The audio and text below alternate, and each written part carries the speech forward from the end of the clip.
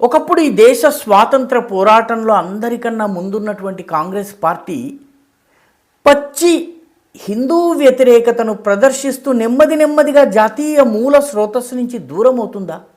ఈ అనుమానం రావడానికి కారణం ఏంటంటే ఇటీవలి కాలంలో ముస్లిం లీగ్ డిమాండ్స్కి కాంగ్రెస్ పార్టీ యొక్క వ్యవహార శైలికి పెద్దగా తేడా లేదు.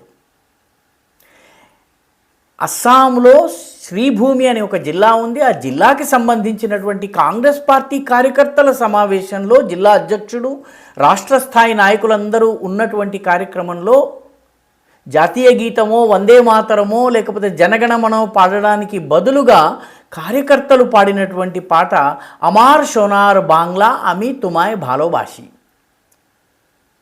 ఇది రవీంద్రనాథ్ ఠాగూర్ రాశారు. గొప్ప పాట. కానీ సమస్య ఏంటంటే ఇది బంగ్లాదేశ్ జాతీయ గీతం. మన దేశంలో జరిగేటటువంటి కార్యక్రమంలో బంగ్లాదేశ్ జాతీయ గీతాన్ని పాడుతుంటే ఒక్క కాంగ్రెస్ నాయకుడు కూడా అభ్యంతర పెట్టలేదు. పూర్తి పాట పాడారు, చప్పట్లు కొట్టారు, పైగా తాము చేసింది తప్పు కాదని సమర్థించుకుంటున్నారు. అది విచిత్రం.